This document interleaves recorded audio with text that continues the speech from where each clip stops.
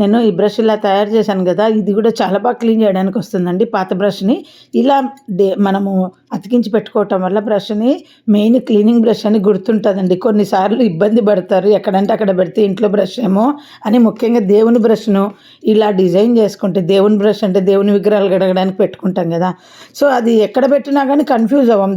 నేను ఎప్పుడు ఏం చేస్తాను, కిచెన్లో సపరేట్గా పెట్టుకుంటా దేవుళ్ళని కడగడానికి బ్రష్. అది మళ్ళీ కన్ఫ్యూజ్ అయిపోయి వాడేస్తారు. ఇలా పెట్టుకుంటే కట్ చేసి అది గుర్తుగా ఉంటుంది. మనము అప్పుడు మన చిన్నప్పటి నుండి మన ఊర్లలో ఎలా ఉండేదండి, వాష్రూమ్ సపరేటు, స్నానానికి సపరేటు, బ్రష్ చేయడానికి బయట హాల్లో ఇలా వాష్ బేసిన్ కట్టి పెట్టుకుంటాము కదా.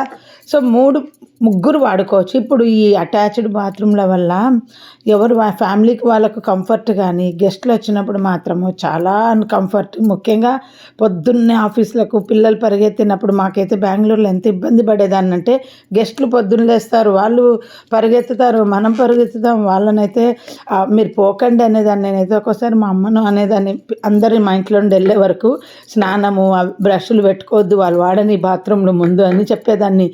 పెద్దవాళ్ళు పొద్దున్నే లేచి వాళ్ళు స్నానాలు చేసి కూర్చునే అలవాటు ఉంటుంది కదా. వచ్చిన గెస్ట్లు అందరు పెద్దవాళ్ళు అట్లాగే చేసేవాళ్ళు. గెస్ట్లను అయితే ఏమనలేకపోతుంటుంది. ఎందుకు అది గుర్తొచ్చి మీతో షేర్ చేస్తున్నాను. ఇది కంఫర్ట్ అనుకుంటాం, కానీ అసలు ఏ దానికి సపరేట్గా ఉన్న బాత్రూమ్స్ బెస్ట్ అండి. వాష్ బేసిన్ అయితే ఇక్కడ ఎవ్వరు కూడా మాకు ఢిల్లీలో బయటకు ఉండదండి, అందరూ అటాచ్డే ఉంటాయి. 3 బెడ్రూమ్ ఉన్నా కానీ 3 అటాచ్డ్ ఇస్తారనమాట.